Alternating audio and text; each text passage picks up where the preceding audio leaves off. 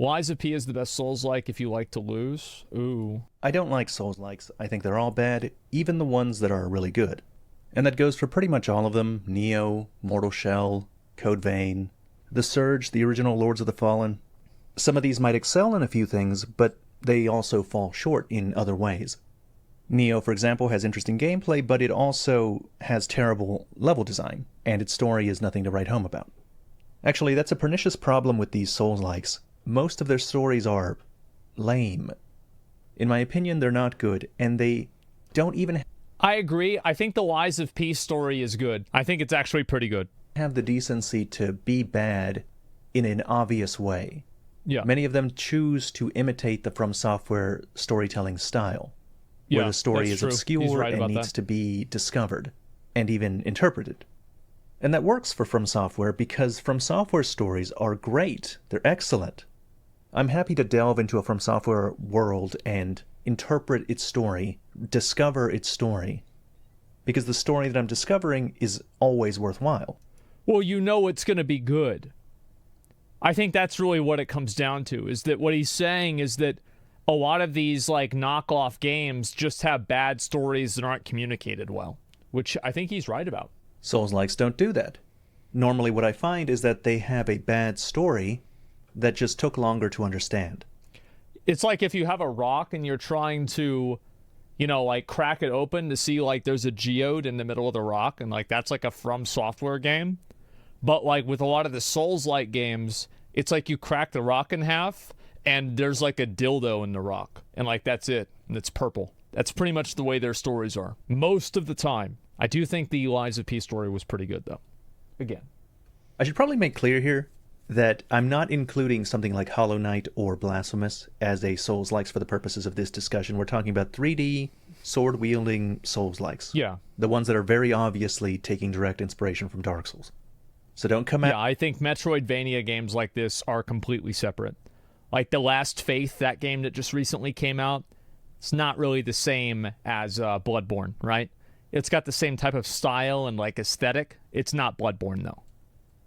at me about the lore and Hollow Knight being good. I get it. I get it. It's it has nothing My to do point with it. is, Souls games scratch a very specific itch that Souls-likes just can't seem to. Except for Lies of P. I think this is the There it best is. Souls-like, and the closest thing you're going to get to a From Software game that doesn't actually come from From Software. Is this the best Souls-like that I've played? Is Lies of P the best Souls-like that I've played? Souls-like, non-actual From Software games. I'm not counting that. I didn't play Neo 2. I think that Lies of P is as good as Remnant. Is Remnant 2. I think Remnant 2 is better than Remnant 1. But I don't even know if I would count Remnant as part of a Souls-like because it's a ranged-based, like, looter shooter game. It's not really like Dark Souls. I think that Lies of P, like, really, like, the answer is yes. I'm just deciding, should I say, and it's not even close, or not? I think I should. I think Lies of P is the best Souls-like game, and it's not even close. I've seen people discount Lies of P as discount Bloodborne, No. that it's too derivative. And there's some truth to that. It does do a lot to imitate a From Software title. It does. But there's a lot of flattery in this imitation. Yeah. And more importantly, it's imitation that worked. It's imitation that succeeded. Yeah, that's the most important thing. It's like, think about how many things Miyazaki took from Berserk. Oh, Nosferatu Zod? Oh, you mean the Taurus demon? Yeah. Uh-huh, yeah, he's in the game now. That's right. Okay, great. Well, the game was good, so it's no problem. Actually does achieve the level Oh, look, of quality another great that sword. usually is reserved only for From Software titles. And it's not just an imitation, it also innovates. Some things it does do better. Weapons. Combat in Lies of P has all of the Souls staples, the blocking, the parrying, the dodging, the deliberate attacks, the finding opportunities and taking advantage of them, to the point that it's actually easier to talk about what it does differently rather than what it does the same. So here are the systems in combat that are unique. First of all, it has a system similar to Rally in Bloodborne. In Bloodborne, when you took damage, you could regain some of that health by attacking the enemy soon after, which incentivized aggressive play. Yeah. In Lies of P, it's a little different. You don't retain health that way when you take damage, you retain health that way when you block. In the game, it's... Well, yeah, it's insanely good. Well, like with Lies of P, it's even more like that. Because not only do you maintain health even in a block, but you, if in a perfect block, you regain health. So you heal yourself from the rally mechanic, and also the rally mechanic, like let's say you take this much damage, you can rally this much of it in Bloodborne. You don't rally 100% of it. In Lies of P, you pretty much rally the entire thing. So yes, Lies of P is like the rally mechanic on fucking steroids. It's way better. Like, as soon as you realize that you can block almost everything, especially with the Aegis, this game's not really that bad. In terms of difficulty, it's pretty easy.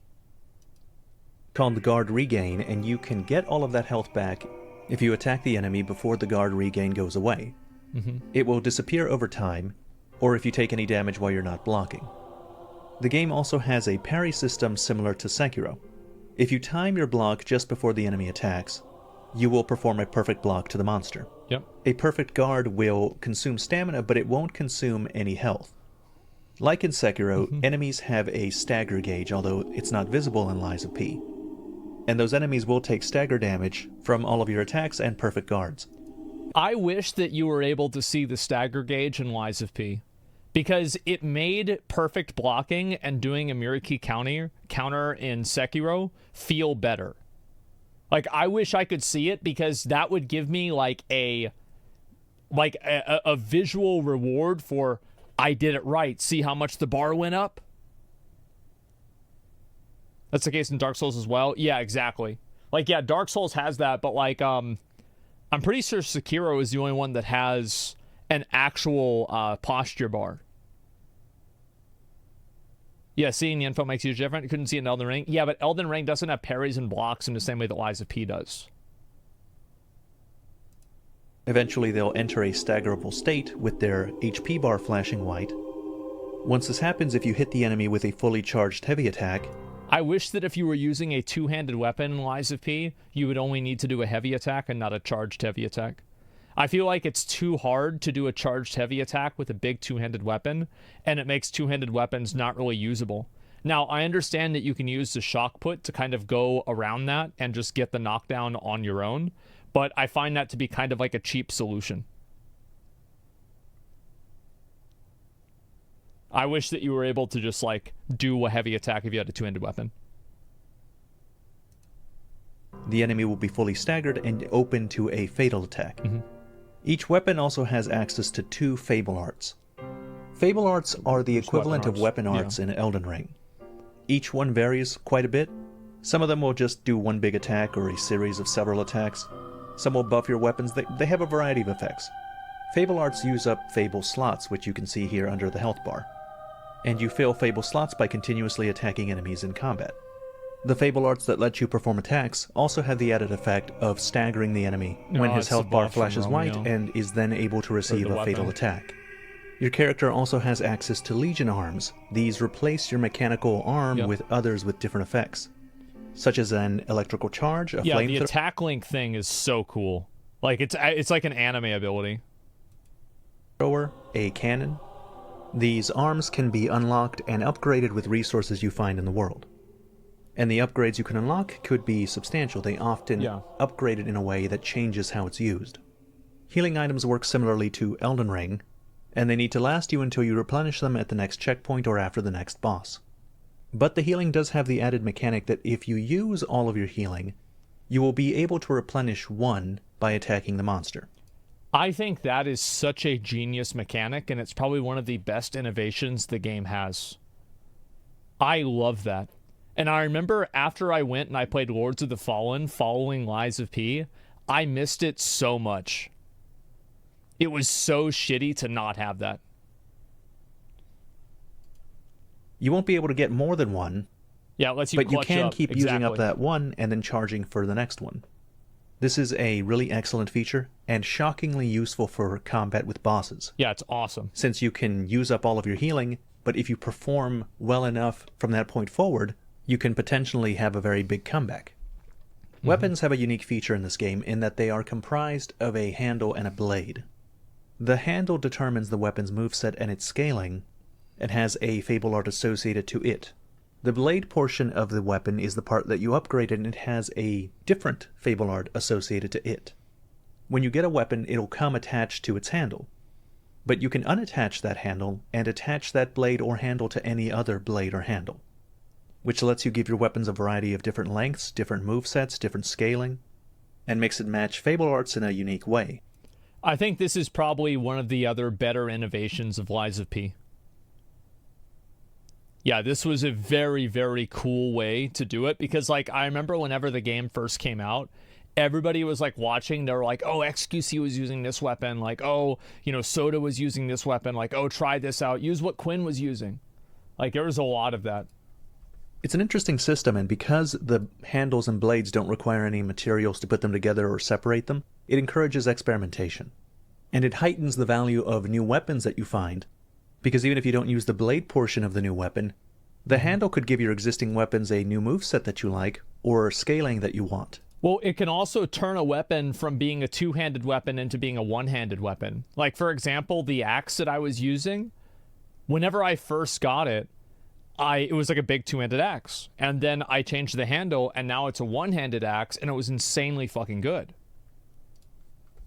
Finally, the last type of upgrade is your P organs. These upgrades give you benefits like adding another Fable slot, increasing the amount of healing you can use, being able to dodge twice in succession, increase the number of amulet equipable slots. I think dodge off the ground should have been baseline, and it felt bad that it wasn't. Or the ability to dodge quickly when you've been knocked to the ground. Yeah, I feel like locking quality of life behind upgrades like this is very annoying. I generally don't like it. Those are just some examples. Now, these upgrades come in tiers. So in order to unlock the ability to upgrade the second tier of abilities, you first need to get 2 abilities from the first phase. To unlock the third set of abilities, you need to upgrade 4 abilities total from the first and second phase. Unlocking these abilities is a little bit unique. Each tier of abilities has a certain number of slots that need to be filled before you have finally unlocked the ability. I need 2 of them. In the first tier, that's just 2. To fill these slots, you use the special upgrade material called the quartz. And each time you insert a quartz into a slot, you get to choose a minor buff separate than the upgrade that you're working towards. These minor buffs are things like... I think this is good because it gets people to try out different things, right? It gets people to do, well, there's nothing that's really good here, so I guess I'll just get this.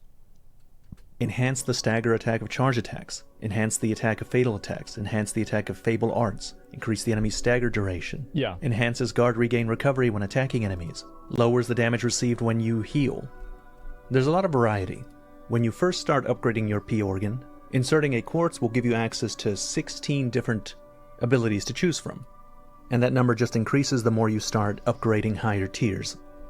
All of these systems are very polished, and they work together with the base Souls-like combat to give Lies of P its unique identity. Yeah. Since we talked about the combat, we should probably focus on that. And this, I think, is the most important part of the video. If you are on the fence about getting Lies of P, this is the part you need to listen to. Lies of P is hard. It's very, very hard. Most people are going to have a tough time with this game, even if they are from software veterans and are used to that style. And that's because Lies of P has a lot of elements that makes it abnormally difficult, at least compared to what the average FromSoft player is used to. He's right. So first of all, yeah, he's 100% right. Like I think that he put it in the best way possible. Abnormally difficult. It's like it shouldn't be this hard, but it's hard for, like, you know, animation reasons or because of the way that the boss moves, stuff like that. Now, Sekiro was way harder. Well, I'm just saying I'm not saying it's harder or easier than a Dark Souls game. I'm just saying it is a hard game. Talk about the source of this difficulty. What are the attributes that are making it so hard?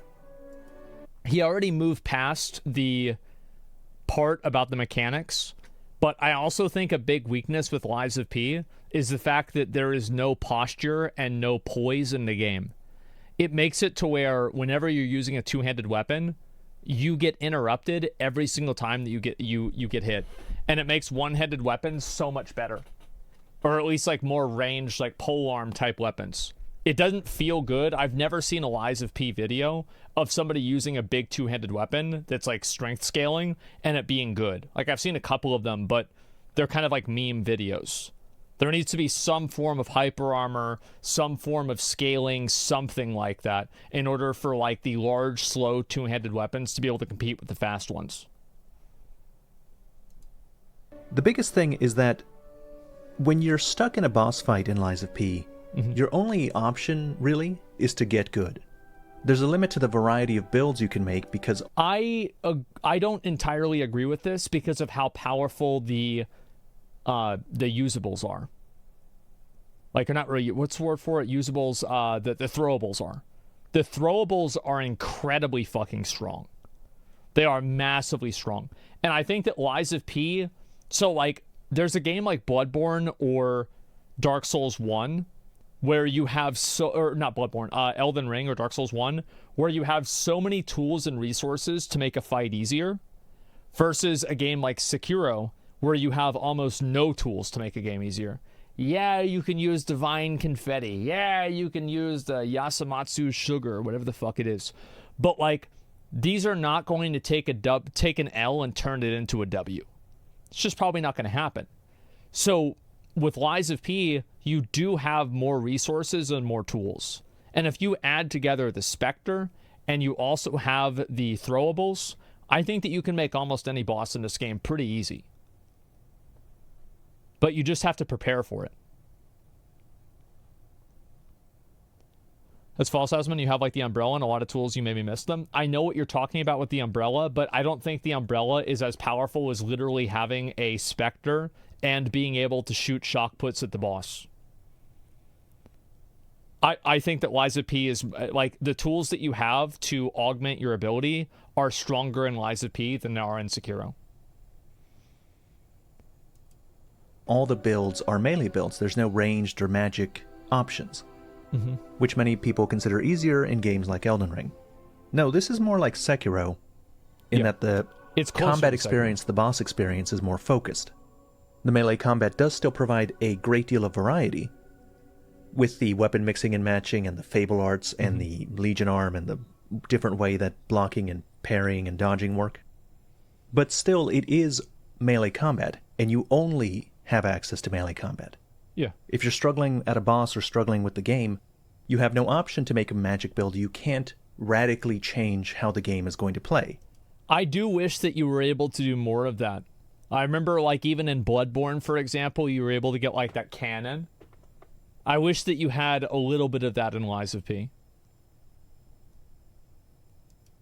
You can choose to get a different weapon, you can assemble a new weapon, you can change how your build is going to work, and that might help you. But at the end of the day, you are still going to be fighting these bosses at close range, you're going to be playing at their tempo, you're going to need to learn their timings. And for some people, that's going to be a problem because some of those timings can be rough. Yeah. I've already described how the parrying works. It works kind of like Sekiro. But there's a big difference here, and that's that parrying in Lies of P is a lot harder to do.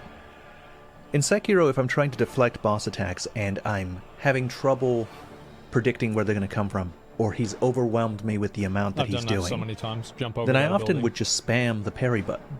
I'd just guess and tap that sucker. And that was a sound strategy that would work. You might still take a few hits, but you would deflect a lot of them. In Lies of P, that is not going to fly. The timing to the parrying seems much tighter, and it's certainly not something that you want to try and spam. Here's the best advice when it comes to parrying. I probably didn't have that much... I'm going to be honest, I didn't have that much trouble spamming parry. Spamming parry for me was actually pretty easy. I did that a lot. If you are trying to parry an attack, and you push the parry button, and you press it far too early and you see the attack still coming to you, you can hold do block. not attempt to let go of the block button and then try and parry again. Most of the time that's not going to work. You don't have enough time. You're much better off just holding down the block button and blocking the attack. In this way, the mitigated damage will become guard regain, and you can get it back through attacking the enemy.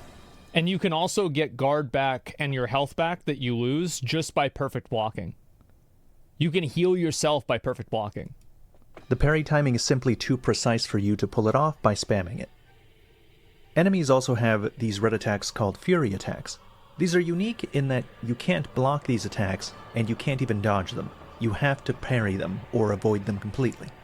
You can dodge them if you get a special item that's a boss item, but that's at the end of the game, and for all intents and purposes, you can't dodge them. When I say you can't... And you can also you can make your character physically avoid them. Like, your character isn't in the attack. Dodge them, I mean, you have to completely get out of the way of the attack. You can't exactly. iframe through it. And in many boss battles, depending on where you're standing when the enemy initiates these Fury attacks, you may not have time to physically get out of their way. Yeah. And since you can't iframe through them, you'll often be in a position where you just have to try and get that parry. Right. You're going to need to learn the parry. Because and it's also another reason why is because of the tracking. The tracking in Lies of P, in my opinion, is too much. I think that in general, like, a boss should never turn 90 degrees and hit you in an attack. You know, you shouldn't have a boss that's able to do, like, it just doesn't, it feels like it feels very gamey, it feels aimbody, it feels weird. It just feels artificial and, like, fake difficulty. Not a fan. Like, the swamp monster will actually... He will be jumping in the air, and he will be like a fucking fighter pilot. Like a fucking B-2 bomber. Like, oh, you know, target has moved to the left. You know, flies over. Smash. Fuck you. Oh, my God. Like a robot or puppet? Well, it's more like it's a robot, because the non-puppet NPCs behave the same way. This isn't something that's because only the puppets do this. All of the NPCs in the game behave this way, regardless of what they are. Like the Archdeacon behaves this way. That's not a puppet, is it? It's often the safest choice. The enemy bosses are just too dangerous to stay in the fight for long. Yeah. Learning the boss's attack timings and parrying these timings will make the boss fight last less long, since he'll be building up stagger damage the entire time that you parry him. Yeah. The dodge in Lies of P is fairly short range.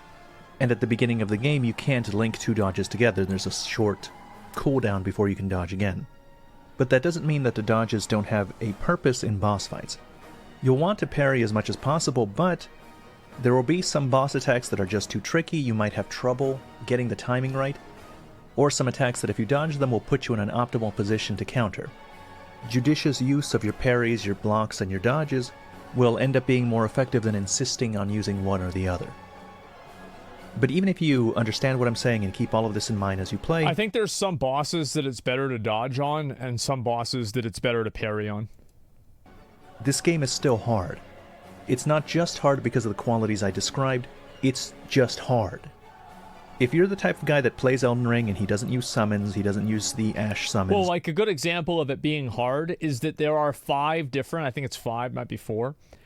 different timings for overhead slam attacks on a swamp monster boss. 5 different attacks that are functionally the same that have different timings. You play a melee-focused build, and you avoid the internet so as to not spoil yourself or get unduly overpowered. Yeah. It's still going to be hard for that person. Abnormal difficulty. And this, I think, is going to be the most contentious issue for this game. I've seen a lot of people bemoan its difficulty. But I don't think it's unfair, I just think it's not targeted towards the average player. On the bosses... I do think some of the animations in the game are straight up unfair. They are garbage animations. And I think also one of the reasons is because, like, for example, whenever you're fighting Simon Manus in the second phase, I don't think that you should be expected to perfect parry something that you can't see. This is not good design. It sucks. As I got stuck, I got really stuck. There were at least several times where I would get to a boss, get stuck, and spend the next 3 hours learning its attack timings in order to get through it. And the game is extremely linear, there aren't other paths for you to explore down if you get stuck in a location. Even the most linear of Souls games would give you another path to go down if you're struggling on the path you're on. Somebody says a complaint about the first phase. Oh, the first phase is also garbage. So the reason why I thought that boss especially was trash is because the boss was larger than the camera. I think that if you should be expected to avoid and be able to predict what a boss is doing, you should be able to see what they're doing. And if you're fighting a boss like that in melee range, you can't see what he's doing. And I think that sucks. You should be able to clearly see what they're doing. Yeah, like they don't even need to change anything. Just zoom the camera out a little bit. It's not hard. As a P, your option is get good, and that's pretty much it. The thing is, I don't mind getting stuck on a boss and spending 3 hours on that boss. I like that. I like that provided that the boss is good and I think it's fair. If I notice why I'm losing and can recognize it as my own fault.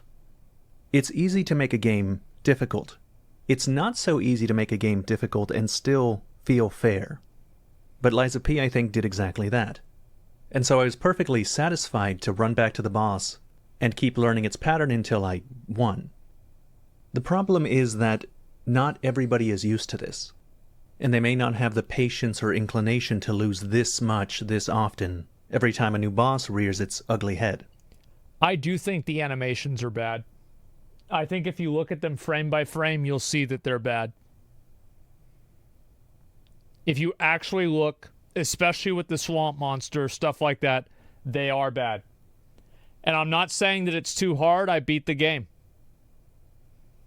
But they're bad animations, and they could be a lot better.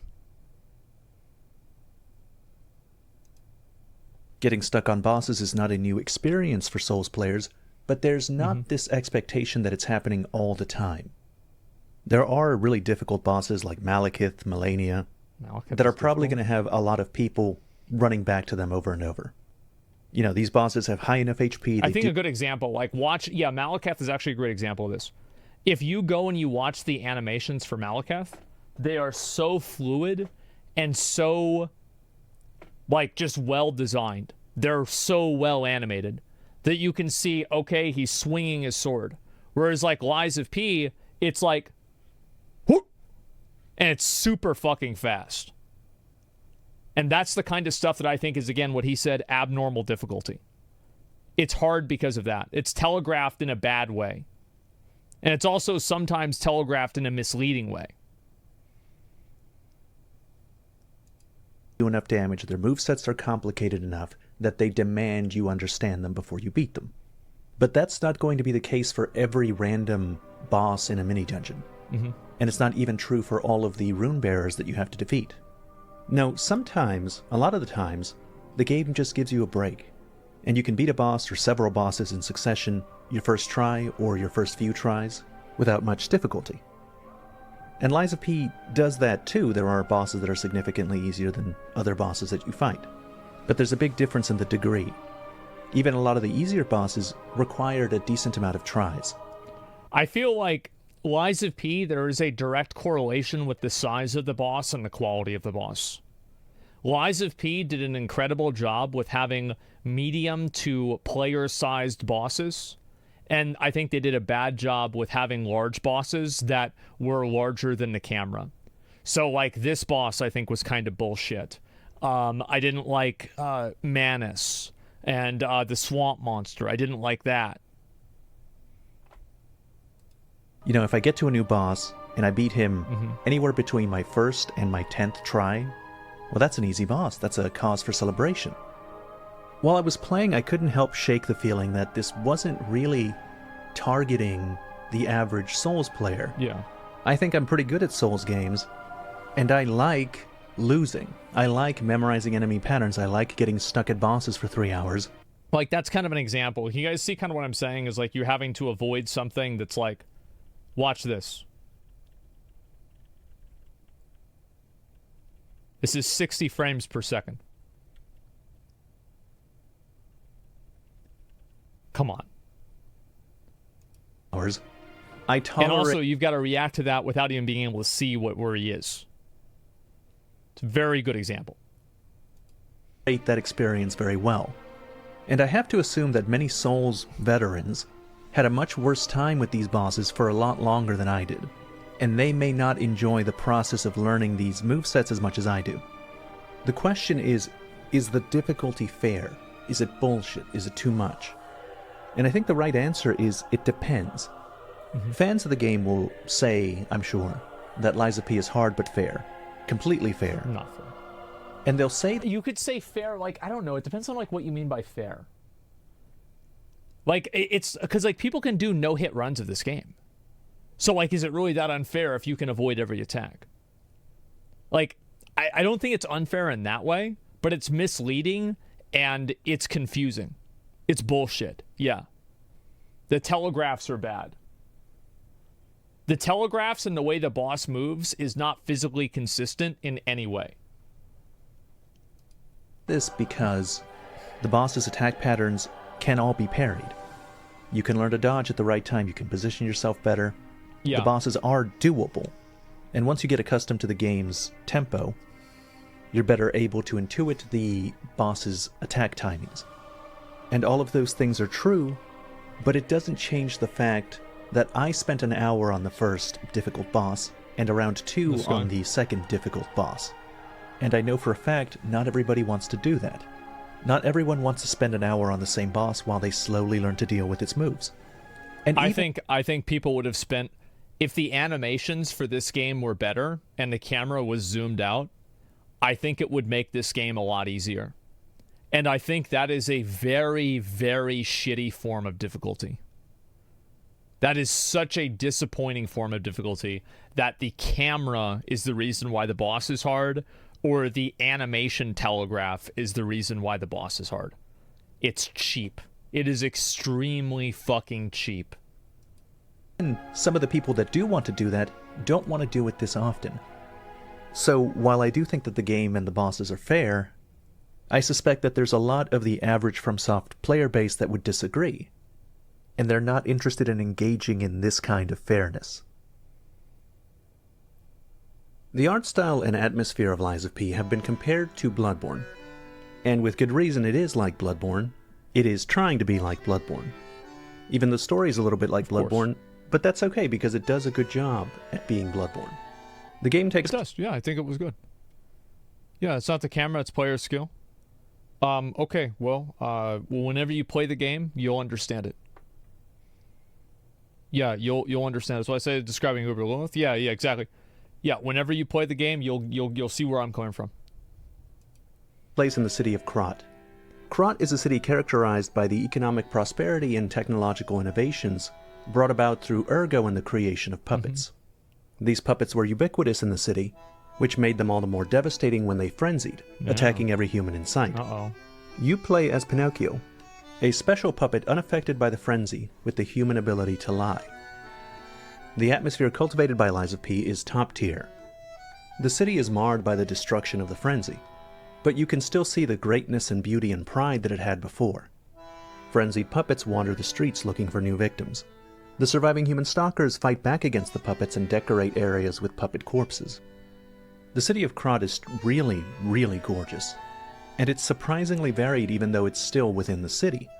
There's metro stations, city streets, central plazas, industrial factories, opera houses, arcades, exhibition galleries, and even swamps and town outskirts.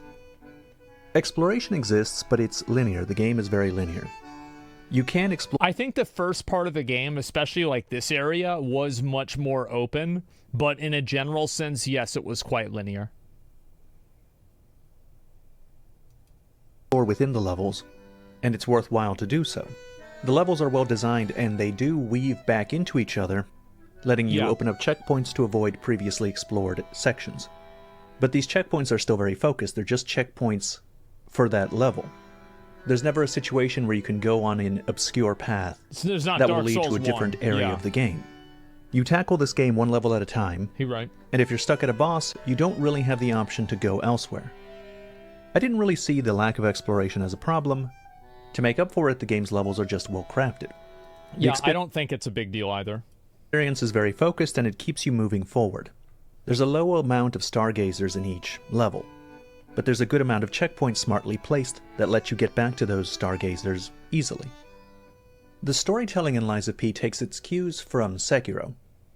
In Sekiro, the story is told more overtly than typical for it. Yeah, there's not like you learn all of the story through item descriptions. He's right. Yeah, there's a lot of cinematics. They explain what's happening. Yeah, Sekiro's like that, for sure. From software title. It just tells you what's going on. But there's also a lot there for people that want to look into it and dig. Lies of P takes the same approach, trying to capture the best of both worlds, which was a very good decision in my opinion. As I mentioned earlier in the video, one of my pet peeves with Souls-likes is that they make their stories obscure, but rarely manage to make their stories worthwhile. Yeah, good. They rarely warrant the obscurity. The story in Lies of P is direct, it's easy to understand, you know who you're fighting against, you know what characters are what. But beneath that, it's also infused with symbolism and metaphor. Really good symbolism and metaphor. To the point that I'll probably make a lore video on it very soon. A highlight in Lies of P is the music and the sound design. The boss music is really good, so is the environmental effects. Things like rain and wind, footsteps on cobblestones. They're always very noticeable, as is the sound effects of attacks. Blocking and perfect blocking especially have a very satisfying clang to them. There's no environmental music most of the time, but there are areas where music is played in the world through speakers, and it contributes wonderfully to the atmosphere of the game. Yeah, I think the atmosphere of the game, especially like the beginning part like this, was just really well done. I was really happy about this. Like, I thought the atmosphere and like the style of the game was great. I would even say throughout the entire game it was. Like that tower at the end was kind of went on for a while, but otherwise I liked it. The voice acting is hit or miss, but more hit than miss. What I find most impressive about Lies of P is that this is the Korean studio that made its first attempt at making a Souls-like. That's what's impressive. And I think impressive. it's their second game they've made ever. Yeah. And they came out swinging.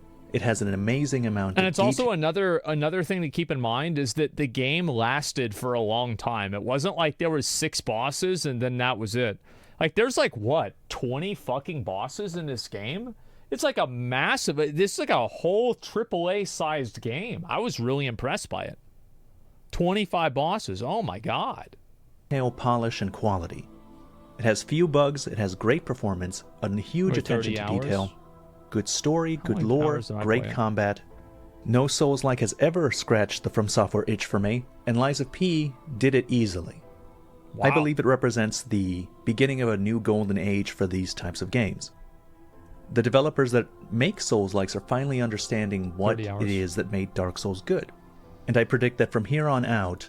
Well, I think it's also that the guy that made the game, like I remember I interviewed him, he had no problem saying, yeah, this is a Souls-like game.